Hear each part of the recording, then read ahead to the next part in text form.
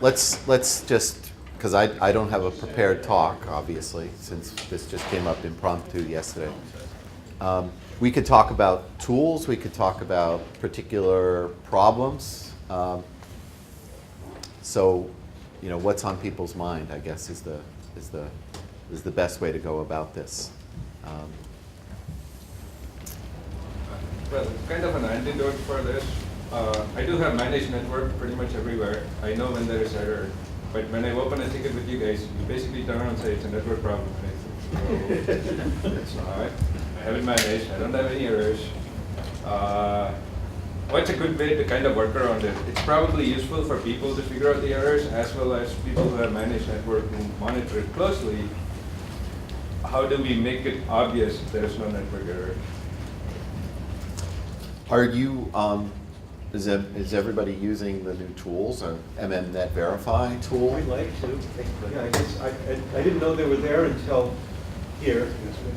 Well, maybe some of the emails in the user group mailing list when I hear about it, and I realize I have to do the change config, version equals latest. Haven't done that yet, and this sounds cool. I don't know if it'll help. Okay. So the tools seem at first blush very black boxish, right? So it's just one command, you don't get any detail. You can't dig deeper with the tool. It gives you a number, it'll go off and run some stuff, right? And it spits out some numbers. It's like, okay, that's good, but then you're still left going off on your own to focus, usual network troubleshooting. Like NSDperf or the things that we're used to using. Yeah, PD. right. So you want more information? Yeah, and then the ability to tell it to go deeper or point it somewhere specifically at a layer or Right. just more Right. detail. Right. Deeper analysis. I don't know if that's the vision for that particular tool, but I don't know. Did Matthias leave? He conveniently left. I Oh, sorry. So I think what we have out with this tool was a first start, and obviously I think it makes sense to go deeper. And when you say deeper, I guess you mean especially when it comes to network performance, right? Right. So the tool is right now very good, I think, at detecting functional problems with your network, like ports and other things blocked by a firewall. Here you have a concrete answer, and it's very verbose. You need to open that port to make it work, right? When it comes to performance, I agree with you. It's a first start, and we need to go deeper and need to provide more details on why we think the performance between two nodes is not good, if we can detect that. But I think there will always be cases which we cannot really provide enough details because we don't know your network. We don't know all the details of your switches and things in between. So we don't know if the switch is a bottleneck or if it's just something in between, right? So, but I agree with you. We need to extend that when it comes to performance. So speaking of switches, I'm kind of curious. In your deployments, are they InfiniBand or Ethernet? Both? Yes. Gigabit deployment, 10 gig uplinks, core switches in the core.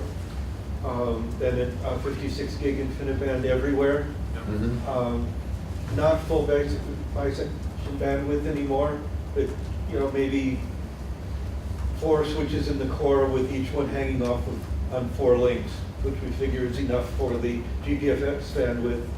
And then we try and keep all the MPI stuff within a switch. Oh, I see. So you have so it's smaller like jobs.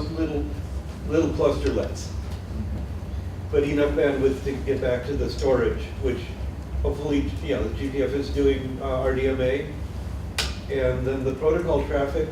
I don't think the protocol traffic goes over IP over IB. I think it still goes over the 1 gig. Yeah. And then we're worried a little bit that the 1 gig might be lost when it comes into a 10 gig uplink to a switch, and trying to hit lots of nodes at the same time, or the cross traffic between switches. I'm having a feeling that some of the switches that we're getting from our network department aren't keeping up with all the text. Like, we like to send between, and they're throwing some away. And GPFS is suffering sometimes because of the protocol traffic mix. But some of them are, I don't know the brand. I mean, so they're Cisco, but they're not terribly high-end Cisco. The older stuff is all IBM BNT top of rack switches. The core is for Nexus, again, Cisco switches with 10 gig, 4 10 gig links between them. Okay. So, and they're talking about replacing them, but are they going to replace it with new Cisco gear? Who knows how well it works with it in a HPC environment, or are they going to go with something like Arista, which we'd like them to go with? And again, we don't always have control over either the budget or the sourcing decisions. What's that? I'm sure. Exactly. And then talking about maybe the next batch of machines that we're going to buy will have copper 25s instead of copper 1s. Okay, that'd be cool. But on the motherboard. What other tools are you using to diagnose your network?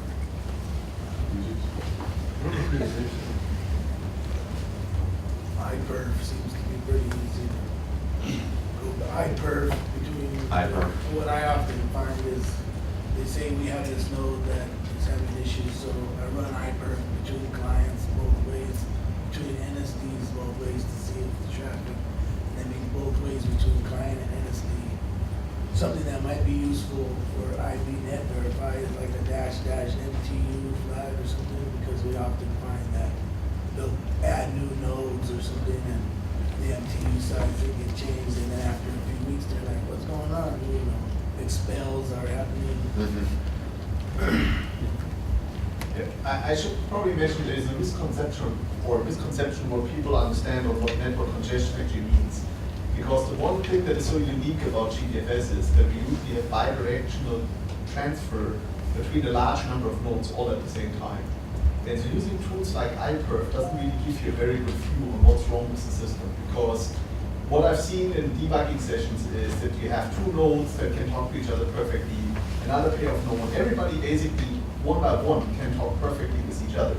But then you start causing traffic on all the links at the same time, and if you have very good network monitoring and you actually look at some of the detailed statistics, you see tail ends of several seconds response times for individual packets on the network. And that causes return and submit in the TCP layer, and then lets the whole thing collapse. So the problems that you typically see, and that's what makes it so hard, particularly in debugging GPFS network problems, is not that individual nodes can't talk very fast with each other. It's as soon as all the nodes start talking to each other, that's when the network layers collapse. And that typically happens because of very, very small buffers in switches, and even high-end, or presumed to be high-end switches like Cisco, typically have very, very small buffer sizes. And so you need to do a lot of tuning on the networking side in order to not overrun these buffers on a continuous basis, not get these very, very long tails in network response times, because a lot of them are the root cause for these expels that people experience then, which we then say, oh, it's just a networking problem. And but it's actually very, very hard to debug these kind of things. Is there a tool that you can just, or some kind of a set of scripts that you could run on the switches that we own and say, here, see, this is exactly the problem that we're having, and your switches are causing it. Please buy us better switches. I mean, this is one of the attempts that MMNet Verify is trying to do, basically to cause traffic happening on multiple nodes all at the same time to basically expose this problem. And this is also a reason why a lot of people use NSD-perf in the past, or have used NSD-perf in the past, because it simulates this exact same behavior.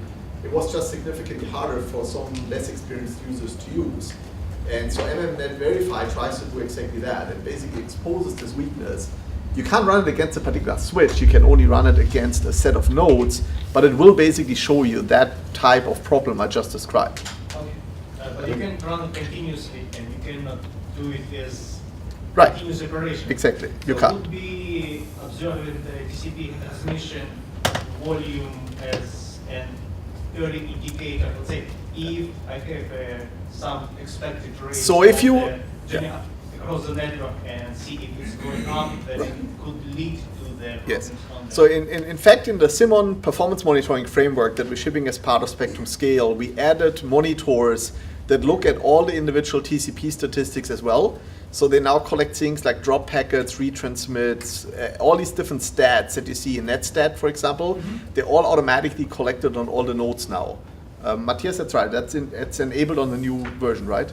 The NetStats So you monitor. can always enable additional No, but is it sensors. by default enabled now or not? I'm not sure if it's in the default configuration. Okay, for so we, something we, like we that. should probably check, but there is definitely now a new sensor that we've developed particular for that. So you get a picture across the entire cluster of all the nodes, if nodes have retransmits and these kind of things. Using any other tools, you can script, you can code Yes. based on NetStat information. And as you see, there is a lot of activity going on in the space because we see that this is one of the hugest sources of problems in spectrum scale deployments.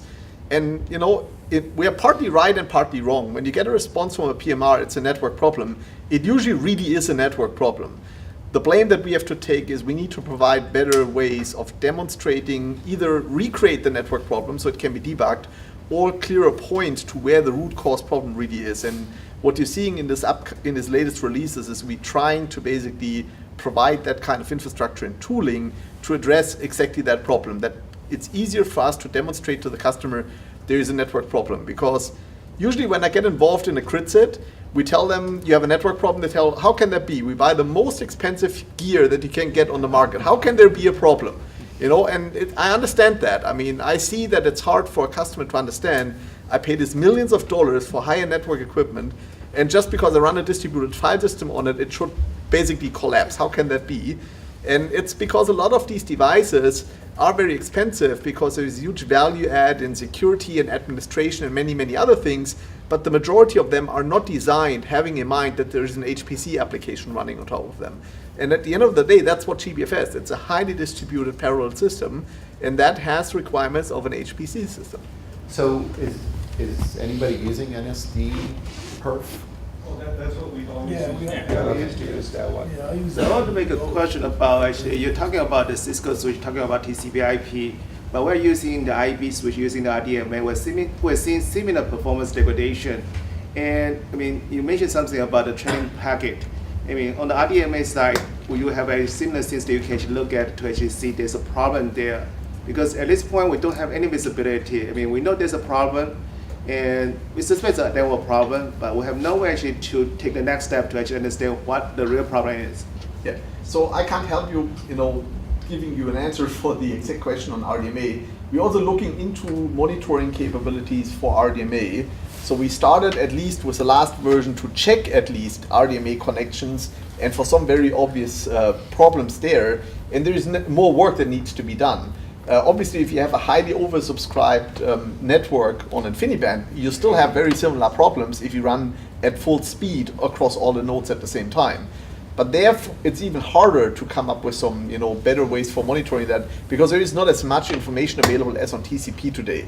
So the knowledge on TCP is much bigger. There's far more counters. It's much easier to diagnose. These RDMA level problems are much, much harder to diagnose. And there is a lot of work that we're also doing on that area. There's a huge amount of work on making the whole communication stack on GPFS more resilient and better for these type of problems. But this is all very, very long-term work because it requires massive amount of changes on very, very, core infrastructure of GPFS. You don't want to take this out and replace something that has been grown and developed over 20 years and constantly being enhanced.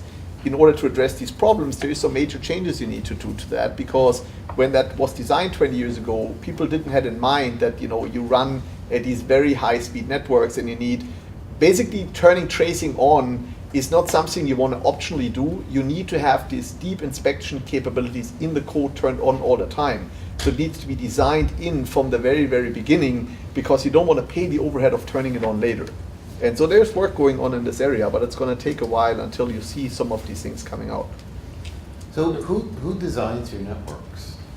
Is it part of I didn't know you mostly are managing the storage. Does someone else manage the network? How does that work? Who comes up with the network architecture? Or is it already existing and you just have to fit spectrum scale in? One person's experience, we had IBM build us a cluster back in 2009, and the engineer lived with us for a few weeks and set it up, and so we had a hub and star, so it's a core and a bunch of leaf nodes, and that was about it. And there was some 10 gig stuff, but it was like XF. I mean, really old technology at the time. It was already obsolete. So, and then it just kind of grew after that. Every time we buy a new rack, okay, we'll plug a new switch in. That's about it. So is that the typical scenario? So I am a Juniper shop, and I actually have the Juniper management stack. It'll actually send me an alert once the usage goes above 70% on any link. So I do know that when there is a packet drop. So I do manage it closely. And you can do UFM on the InfiniBand fabric too, or equivalents of that. You can read the performance counters on a regular basis and put it in a RRD tool or something along those lines. Yeah. Yeah, and here we use just IP. We use RDMA for bulk data and IP over IP for meta data operations. And, the networking group manages the IP infrastructure. As far as the architecture was concerned, it was really kind of a collaboration between the folks that run the file system and then also the network engineers. But I do have a question, I guess, for the room is whether or not other sites run with no Ethernet connectivity, whether they rely on IP over IP only. I'm wondering if it would help. I don't do that, but I've wondered if we could get rid of the 1 gig. So if it's purely Scratch that GPFS is being used for, I have customers that do that. The problem ends up being the administrative network. They usually want that to be bonded, and you can't really bond InfiniBand. So we do have a separate administrative network, but I mean for file system operations. If you Well, look at yeah, I guess he's talking about actually for the GPFS to define the clusters. We do use actually IP over IP bound because actually active passive is not active. So if one of the IP over IP fail, it will actually fail over to the second pass. It's fine, but it works fine. okay, well, Yeah. sorry, so yes, IP bonding, but the port real estate of having 2 EDR ports going to the fabric as opposed to having 2 That 1 is gig right. ports. That is right. There's a huge economy. For us, actually, we consider actually because actually we used to have an IP and the 10 gig, and the 10 gig cost is actually extensive. So we decided actually when we moved to here, we decided to actually get rid of all the 10 gig infrastructure and then just using the IP infrastructure. And that time we actually try to figure out actually whether we want to still have the Ethernet-based interface. But since we can use the IP over IP, and many of the nodes have actually dual port IP interface, it's still FDR based. So we decided to just go with that one, using the single IP fabric and using the IP over IP for metadata traffic for defining the clusters. And for RDMA, we use the same IP fabric, and we just enable RDMA. So it makes our life a little bit easier because it's a single fabric. We don't need to worry about actually for the connectivities. But we also have the problem with actually because the single fabric, we sometimes see the performance degradation. We just don't know what's going on because we don't really have the visibility of the IP fabric. Yeah, so we're not sure if maybe there's some interference between the RDMA traffic and then the IP over IP traffic. They're sharing the same fabric, so the traffic is going through the IP fabric, and it's the IP over IP. It's the same fabric. And we are using the UFM, but UFM does not really give us actually any visibility. We see the congestion, we see the statistics, but when there's actually a problem, performance problem, it does not really point you where the problem is. So, I mean, we are actually in a dark that we don't actually have all the visibility. One question I have is actually when you look at the trailing packet, you know there's some problem, you need to tune that. But with the IP fabric, we don't actually have a way to actually tell there's a problem, where to actually tune. So, I mean, RDMA is actually very nice. I mean, in the past, we use RDMA. It gives us actually full bandwidth of the IB fabric. But once we actually move into here and with a single fabric, and we actually lost the visibility. We actually don't get a full bandwidth of the RDMA.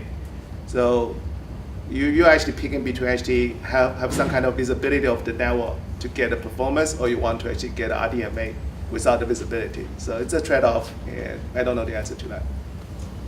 What I think. Have you tried collector?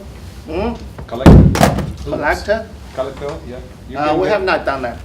Yeah, that's part of the things we're trying to actually move into more monitoring, trying to collect more information about both the server side and the client side, get a more visibility of the entire the GPFS environment.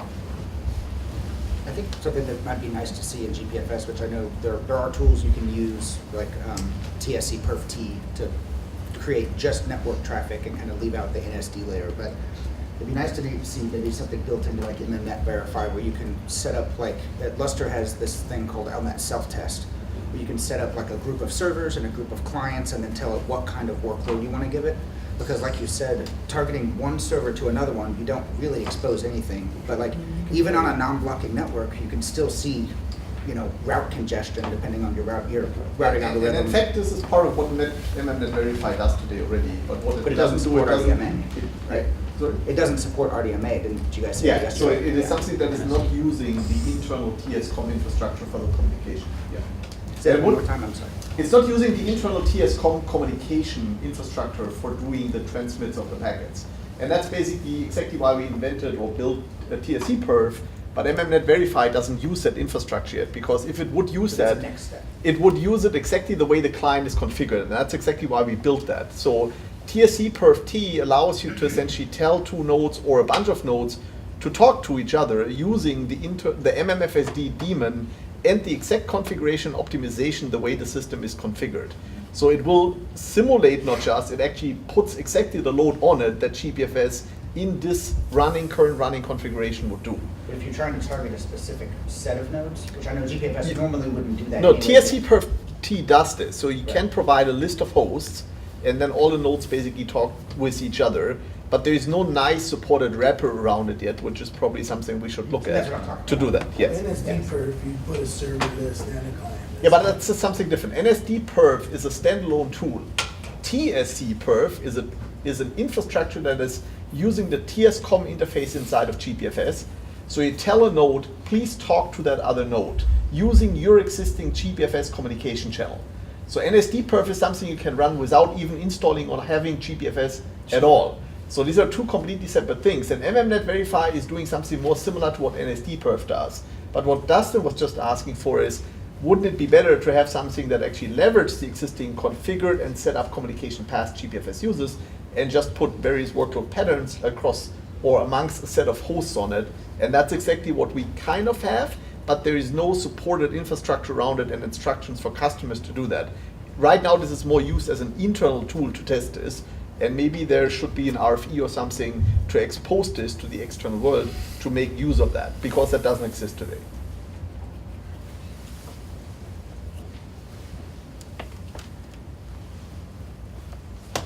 What was the name of the Lustre tool? LNet self-test. LNet self-test. What else?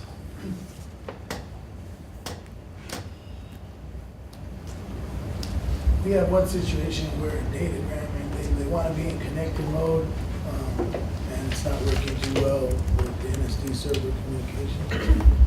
So they're wondering if there's any, well, I'm also discussing it with Mellanox, but you guys recommend datagram now after 4.1. Is there some inherent issue with connected mode that might be getting worked on or for future? Doesn't scale. Yeah. That's the issue. Resource usage. Use datagram. Yeah, we're using datagram. That's what we're doing. Yeah, we have, we have it in our upgrade procedures to switch to datagram. But this particular system sees both the Lustre file system and the GPFS file system, so they want to be in connected mode. So they're kind of wondering if there's any planned future for scaling connected if there isn't, then they're kind of bound to datagram. And what's the reason why you wanted to use connected mode? In their environment, they're using connected for they can see, the clients can see a Lustre file system and GPFS, but on the GPFS side, it's not stable in connected mode. I think by default, if you set GPF as a datagram mode, it will actually drop to the datagram mode. So the client will actually, you can still actually set the connecting mode, but when you talk to GPF, it will be using the datagram mode. But then you have, so that's one solution. We're asking them if they can change the MTU to 64K because connected is the difference between the datagram is in 2044 MTU and connected 64K. So you get performance impacts. You can't really have a mix. We didn't actually see the performance impact that much. I mean, we usually it's fine. And I understand actually we did a test that we can actually set the connecting mode, datagram mode on a per port basis. There's some trick you need to do to actually enable that on a per port basis. But in most cases, they should just use the connecting mode and let the GPUs deal with that, Mellanox will deal with that. We usually don't see the performance problem switching to the datagram mode. I mean, even with the MTU size smaller, and somehow Mellanox actually somehow match up with the performance. We usually can get a full performance even with the datagram mode. And you didn't change the MTU to match the connected No, we mode? didn't need to do that. We tried, it didn't seem to make any difference, so use the people.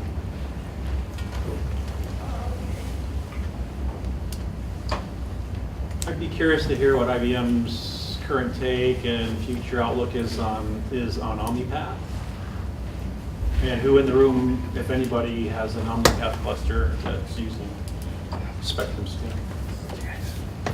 Yeah, so what about the second part of the question? Who has OmniPath?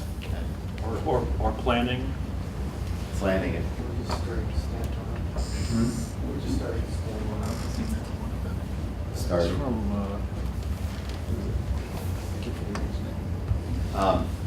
Yeah, I mean, we are starting to see where, I know on the power system side, where we're looking to deploy power into existing Intel environments where there's OmniPath. So we're getting requests for that.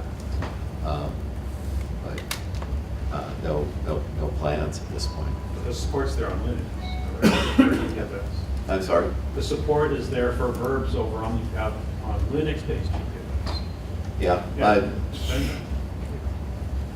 Yeah. We have it at Colorado University, right? I'm just curious what IBM's future outlook is on that technology as another interconnect type, right, versus RDMA verbs over InfiniBand versus TCP.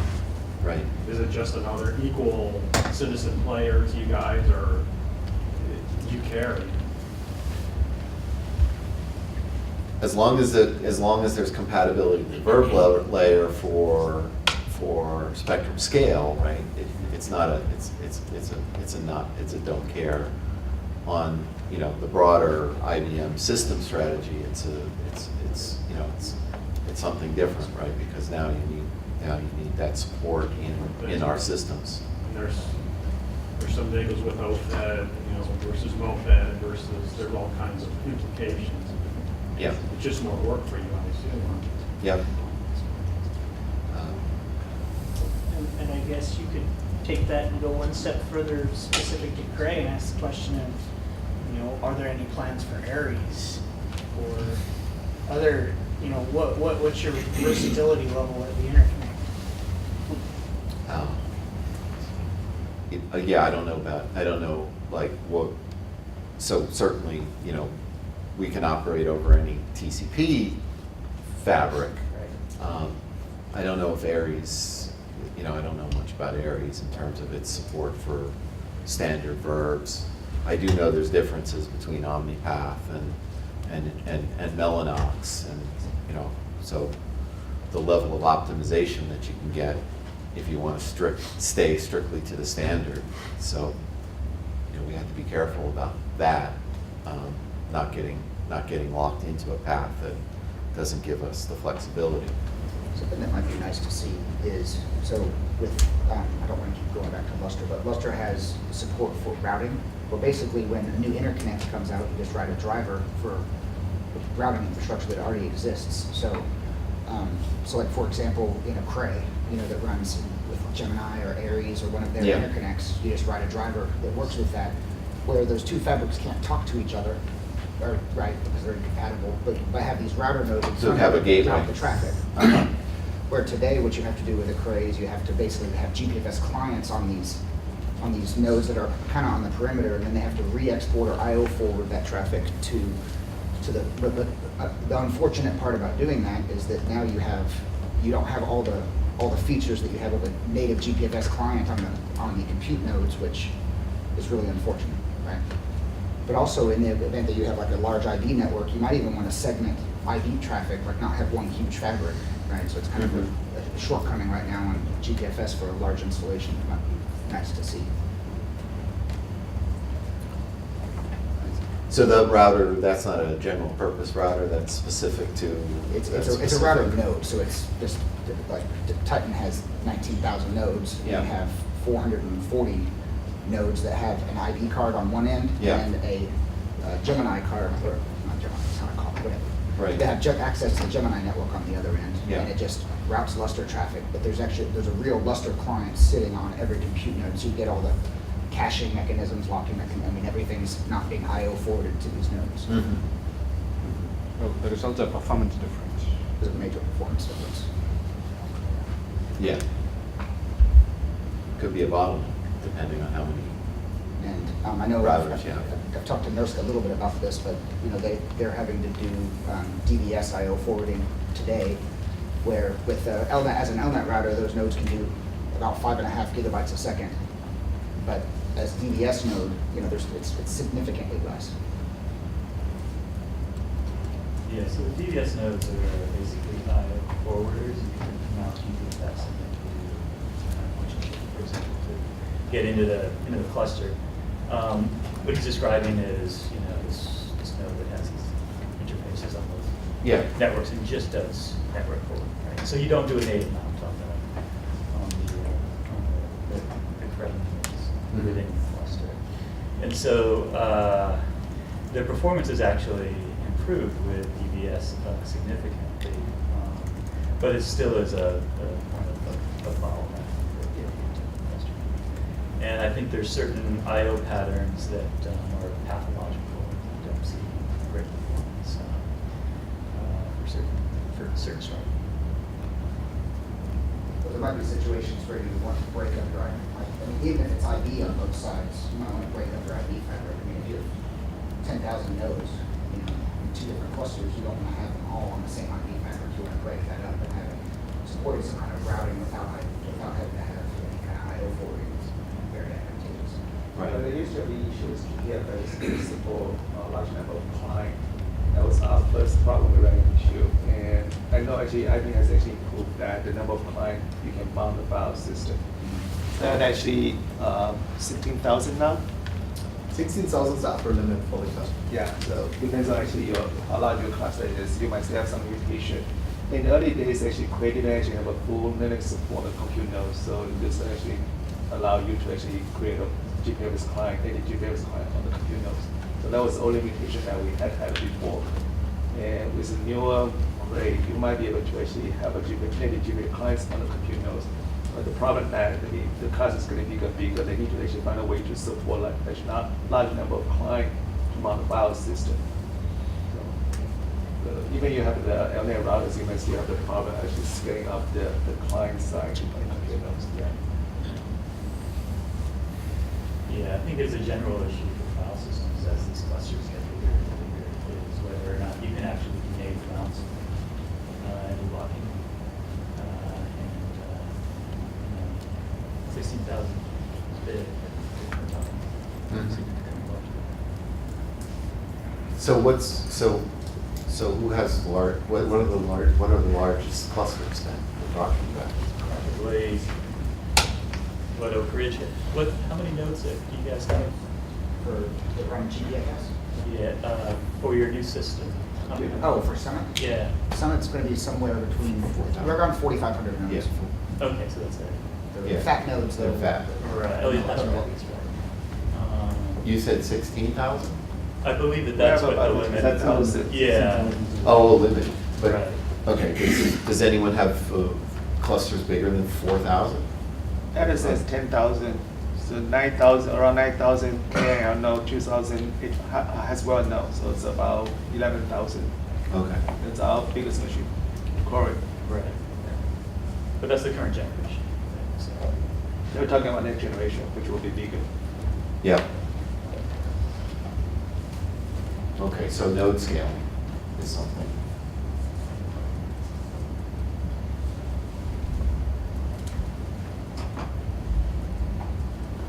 I believe that BlueJean is using some kind of I/O board as well. I mean, how does that work? On BlueJean, yeah, so basically you don't have a client running on the compute nodes, and it's basically an I/O library that forwards that to a I/O node, and the I/O node is what mounts the file system. It's just the library. It's not actually like a It's- POSIX file system. Yeah, it's not a POSIX file system.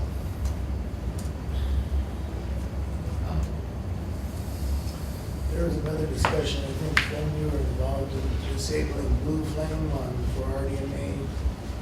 Verbs RDMA, disabling the Blue Flame setting. Yeah, I'm not familiar with that. What are we talking about? Yeah, Blue Flame should be disabled, period. Yeah, that's what we're going with, so I'm just curious if that's into the future forever, or? Yeah, I mean, as long as there is no fix in the underlying problem that we discovered with Blue Flame, you need to turn this off. And that's why on ESS systems, by default, we will set all these environment variables where we basically enforce that the Mellanox library can't use Blue Flame if it uses GPFS. And that's actually a recommended setting that everybody should run on all its cluster nodes. That includes not just NSD servers, but also clients. Yeah. Because really bad things can happen. And the worst part of it, if you don't run an ESS system which provides end-to-end checksum, you might not even see that you have data corruption by using that feature, because only with the end-to-end checksum you will be able to detect that some of the data has been altered on the pass back to the client. And so that's actually how we discovered the whole problem in the first place, that we had a customer who told us that he sees checksum errors in this MMFS log, and he doesn't understand where they're coming from. And then when we started debugging this, we found out that packets actually got corrupted. Yeah, that was probably me. Yeah. So I know that Blue Flame is also used for IP over ID, and there's no way to turn it off with the No, environment. so there was a very long email thread with Mellanox going backward and forward on that, because they don't want that to be turned off for MPI and other applications, because it provides some inherited benefit, particularly for single-threaded applications, and they don't have the problem. So, but given that GPFS is so highly parallel and multi-threaded, we basically agreed at the end for a solution where you can put an environment variable in the context that you're running, and then whichever application that runs with this environment variable set in that context, Blue Flame gets disabled in the libverbs library for that communication. And so basically, the point I was making is that we worked through this problem, or a similar problem, or what we thought was a similar problem, and it turned out that the environment variables worked for RDMA, but for IP over oh, now I understand what he's saying. That's true. Yeah, yeah. it's actually a code change. Yes. And so I'm curious if you guys have seen issues with IP over. So we only discovered this problem with RDMA, and particular with verb send. So I can't tell you if there's also a problem with TCP. It may be. I'm just not aware of one. And so for IB and for the RDMA communication, myself and Bill Hartman were pushing really hard to get these changes through Mellanox. And so that is what's in the current code. But we never followed up if there may be another problem on TCP, so I really don't know anything Did you about guys it. root cause the issue with RDMA? Yes, that's why we could convince Mellanox that they should put that feature in, because that was the only way to turn this off. I understand that Blue Flame was the likely cause, but did you identify it as a barrier issue or something? So I know that there was a code change that went into a more recent version of MoFed. I think it was either for 1 or maybe only for 2, which just came out. I'm not sure which of the two it was.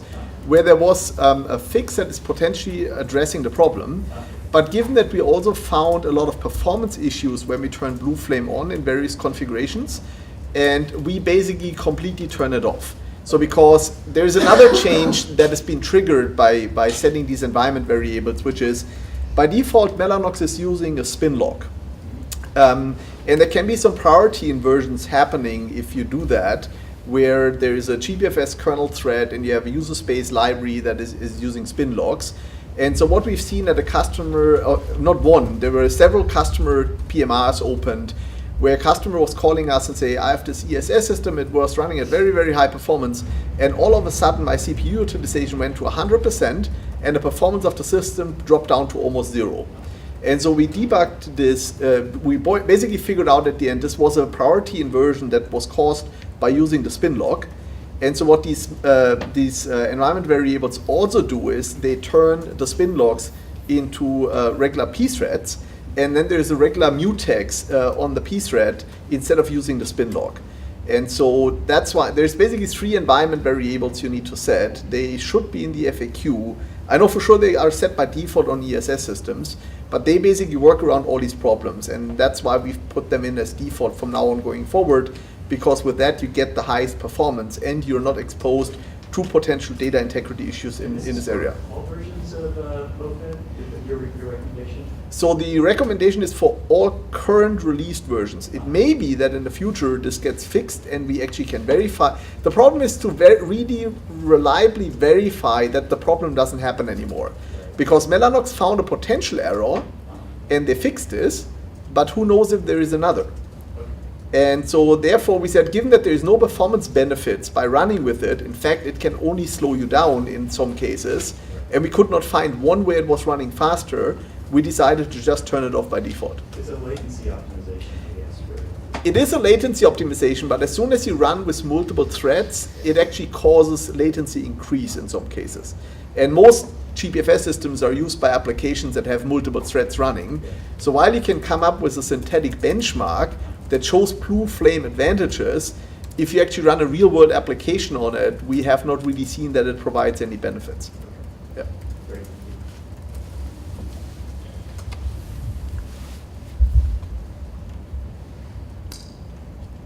Anything else?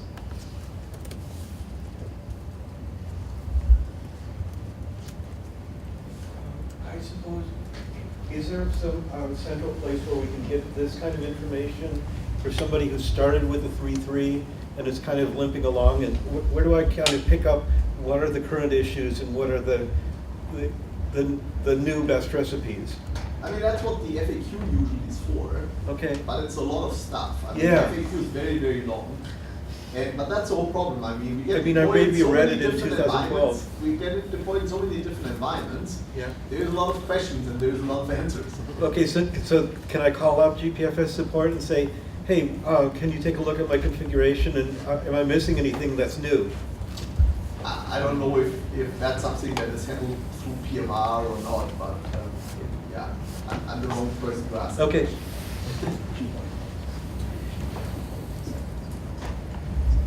But that's typically what lab services is for, I would think. I mean, this is why we have professional services to do all of stuff like that.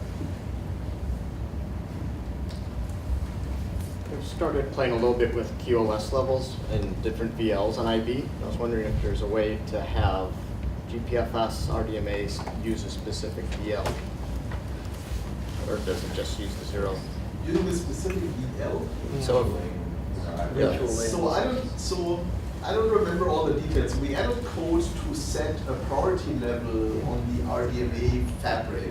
I'm not sure if that is the VL level that you're setting, but there is tags that you can insert into the RDMA traffic that GPFS does, so it gets tagged, so the fabric can prioritize this depending on what traffic this is.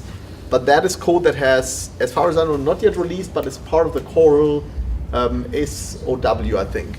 So I think this is part of our current Coral engagement, and it will be delivered with whatever release will be used for the Coral engagement. So, but I'm not sure if that addresses the exact question you have. I just know this is quality of service levels in InfiniBand fabrics, and the missing piece was that GPFS did not tag their packets, and that's what we added.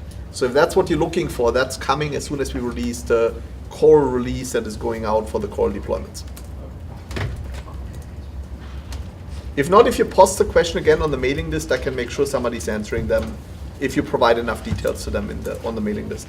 That is what he's. Yeah, Bill wrote the code for it, so yeah. That is what's included. So yeah, it says IPQoS is implemented through virtual LAN. So Oh, okay. I did not know. That's the part that I was not aware of. Okay, good. Yeah. So then the answer is yes. Yeah.